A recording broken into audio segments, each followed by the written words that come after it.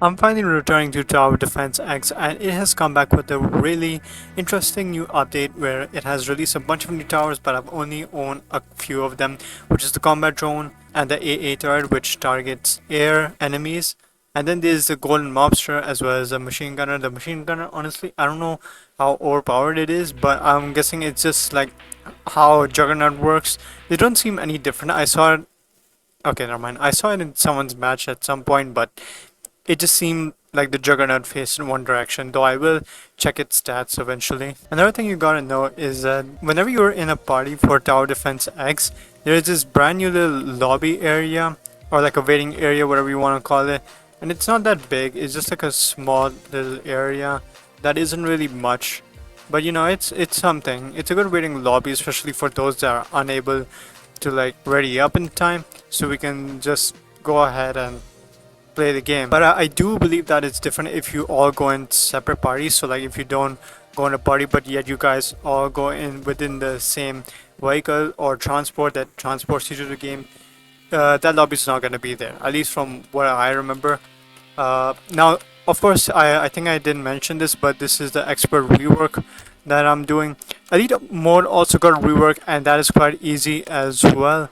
So I'm gonna get into that after some time, and of course I'm gonna try to get the combat drone as quick as possible. But as of right now, you have to see almost literally nothing going on, so that's a problem.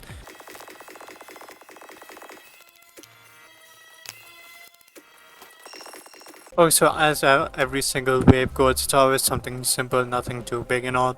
So you're just gonna be seeing like a simple wave going on so far. But since we sped it up, the game, things are gonna come in a little faster. Though we might have to stop the speed at some point because obviously there are gonna be too many powered enemies. So that's gonna be a little problematic if we can't catch up with them, especially with the combat drone, because the combat drone can be controlled by you. That's why it's called POV mode. Oh yeah, another thing, this is the golden mobster, though I obviously can't show it since I don't own it, but at least I can. Oh my god, just for a third move, it's just 22,000. I honestly did not think it was going to be that expensive. And the tower, unfortunately, it costs like at least 100,000 or something. That's what I remember. At least, and that is super expensive. But is it worth it? I mean, I don't really know. It probably isn't, but if there's an expert who can tell me otherwise, please do correct me wrong, if I'm wrong, that is. And obviously there's a combat drone, but not controlled by me, obviously. But the golden mobster does release some like barracks, kind of like these, but they're like golden mobsters with unlimited ammo for laser guns. And they do quite a lot of rapid fire, so that's pretty good. Honestly, it is so satisfying whenever. In fact, you know, I'll show you something there. I hope I don't forget. But there is a boss fight much later where you have to go up against a drone, and when you like spawn so many of these AA turrets, it's just satisfying. It's so satisfying, I swear. And I do wish that they change endless a bit, considering now with these new reworks, it's gonna feel a little too outdated and all. So you kind of understand. And I do think that the bottom part of the AA turret is the weakest one, at least I believe. But it does have the highest damage per second, from what I believe at least. Because this seems a lot more weaker compared to this, because this is goes from 80 damage to 20 damage, while this goes from 80 to 105. So you can obviously see the big difference in this case. Now obviously, as you can see, there's grenadiers, which makes a combat drone so useful in this case. I'm gonna deploy it in just a bit and try to show you guys how strong it is and how weak it is. I'll try to show both parts, both the top part and the bottom part. And in my opinion, I'm not gonna say with any spoiler or anything, but I think that the most fun part is definitely the top one, and you'll see why. The bottom part is alright, but it's not that great. It kind of gives me Call of Duty vibes, though. Whenever you use the drone, you'll just see, trust me. Alright, let's deploy the drone, and there we go. But obviously, since it's sped up mode, this is gonna act a little faster. Otherwise, it's really so slow and so weak. But I mean, it's just like level 1 of the drone, so like expect that to happen. But like, see, this is so fun. This is very fun to use. Now obviously on level 1 they have like, okay, I can upgrade it for a bit, but then there's just that. Uh, oh yeah, another thing, do make sure that you don't shoot your own troops or your own towers or troops, whatever you want to call these, because they will get in the way, but they won't take damage.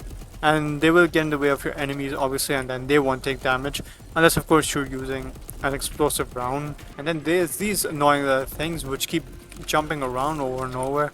I swear those are the biggest nightmares whenever you're using the POV of the combat drone, because they are just way too fast and sometimes you can hardly keep up with them. At this point I'd rather just leave it to my own towers. Oh, see what I mean? See how fast he jumped there? Oh, did he just... Oh, he died straight on point. That was close. That was really close. Oh yeah, actually there was something I wanted to talk about, and it was regarding the POV mode. And I really wished that the helicopter also had a POV mode. Like, that would have been so much more better. I thought that POV mode would at least come to the helicopter, because it at least makes sense, because from some sides of the helicopter there should at least be POV mode where you can fire some rockets, some RPGs, and the juggernauts, or if you want to call them machine guns. I mean, that would be so good, honestly. Maybe it's gonna happen eventually. I don't know, but hopefully it does come. Oh my god, not you again. And they're little jumpers. I'm just gonna call them jumpers because all they do is just jump almost every goddamn second, and it is straight up annoying. For now we're gonna go for the top part, because yet again that's my most favorite part. And yeah, just trust me, that's my most favorite part, and I'll explain why later. It's gonna seem a little obvious, but as of right now, just stay and figure it out. Oh, that's a problem. That's a problem. See those things over there? Hold on, hold on. Those things. You better, whenever you're using your drone, go far away, because they will nearly one-shot your drone. Especially in this case, yeah, they will definitely aim for a drone. So whenever you're going near them, just... Okay, maybe I was wrong. Maybe they won't one-shot your drone, but they will do an excessive amount of damage, and that's not nice. You can see how fast it's become now. I mean, yes, this is on fast mode, but like, still satisfying. Very satisfying. Look at them. See why I said that the top part seems like the best one? This is exactly why. Now, I think I should just place down these, because they'll need some assist eventually. But look at how fast this is. That's actually crazy. And then it's also like the finishing point of the drone that's also very fun to use, but it's also very risky at the same time. So you have to be very wise while using it. Also, the one advantage you can use with this combat drone is that you can get your grenadiers, and as we all know, if a grenadier is around the middle of the line, we all know there's going to be a rare chance that your tower is going to hit it, even if you set it to random. So this POV mode makes it a lot better. But yet again, as I said before, I do hope that helicopter does get its own POV mode, because that would be amazing. Oh yeah, and another thing, hold on, I forgot to show you. There's these abilities right here. So let's just say if you place Juggernaut, a lot of golden Juggernauts over here, and they're all maxed out, you're gonna find their ability over here, and you can click them, but it's not gonna activate all. It's gonna activate some random, which is fine. Otherwise, you can just spam some of them. I mean, I'm pretty sure that ouch. I'm pretty sure that's gonna like reload eventually. Also, yeah, I did forget to mention the shield mode, and even if you activate it right after you get hit, it's gonna heal you anyways. And yeah, the next one is really expensive, so it's gonna take me a lot of time to sell that out. First boss predator, quite easy. We can easily do that one. Yeah, I think I should start placing some other towers instead of just this one. Okay, let's place in some juggernauts, some medics. Are those John? No, those are operators. Why would you bring them there? Alright, this one's nearly dead. Okay, that's nice. But if you don't have anti-air turrets, like the AA turret, I would suggest that you use that you just hop off the POV. Oh my god, didn't I just activate my shield? That you should hop off the POV mode, and I am pretty sure that it'll do it itself. But I think the AA turret is quite cheap. I don't remember its price, but I think it's quite affordable if you play like a couple games or something. But yeah, you should definitely get that and equip it just in case. Oh, now there's a little tough one. Someone who can rush and at the same time, I think heal. Yeah, he can heal. Oh wait, I forgot. I gotta get the anti-air stuff. Like, see, look at that. Hold on, what's his name? Artemis, I guess. See, like how much? It's just overpowered. Oh god, that's a problem. Also, yeah, another thing. If you know you have enough money, make sure to spawn these AA turrets very far away. Otherwise, it's gonna be a problem.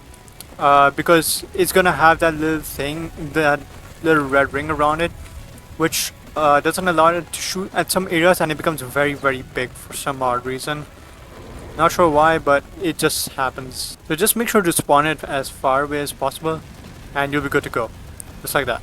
Also, I have heard that the top part is the best part for the drone, and it's not the bottom part, which is kind of strange though. But if that's the case, then yeah, I think it would be better to follow the top part. But I think it's mostly dependent on what they're talking about.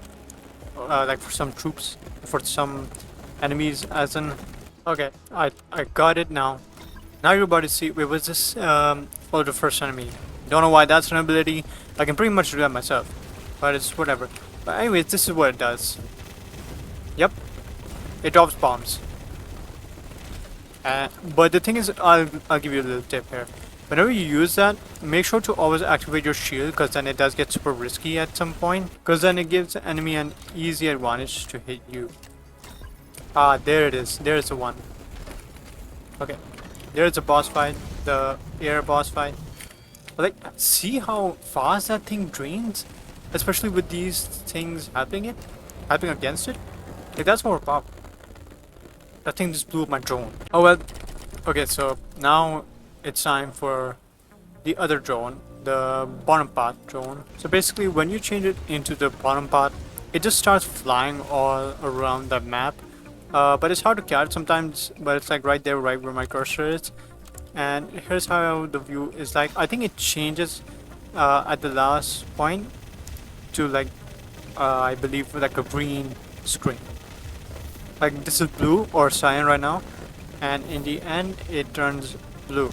But I do think, by the way, that the bottom part drone can't die.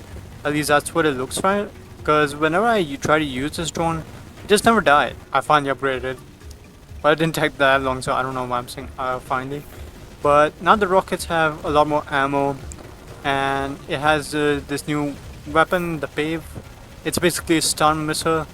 I'll see if I can try to use it on someone that is highly durable. Like, okay, you know, let's just take him for example, because I mean, could you see for a second he was kind of walking slowly now compared to before I shot him, and this does do a lot of explosive damage. So feel free to use this almost anywhere near the enemies or in between them. Yeah, it wouldn't really matter. Okay, so this should be the last boss. That's what it seems like, at least. Wait, can I get it? Or not, just blow up my drone again. I swear, do not blow up my drone again. I just activated shield just in case. I don't trust him, especially after what he just did. Now hopefully this last boss fight should be just as easy as the last one, I believe. But obviously when I'm alone, I think I'm gonna be very bad at this. But otherwise I take some time to like memorize the way we're supposed to beat this game on. As of right now, if I try to do it solo, it's just not gonna work out properly. Now we've broken the shield, so that's our... oh wait, actually no, I don't even need those anymore. Thank you for reminding me. So now, bomb, and bomb. And now the rocket just load a lot faster compared to that. I can use it a lot quicker than I could before, obviously. But make sure to use this third ability wisely. I just didn't do that. I mean, I just didn't use it wisely. And now my drone died again. Okay, that's it. I'm not using it anymore. Oh, we failed horribly. Well, not horribly. We came to a good ending at least. Like we lasted a lot longer than I thought we would. But yeah, anyways, that's expert mode for you. Now you can see how difficult it has become compared to the previous one. And yeah, I thank you guys for watching, and I will see you all next time.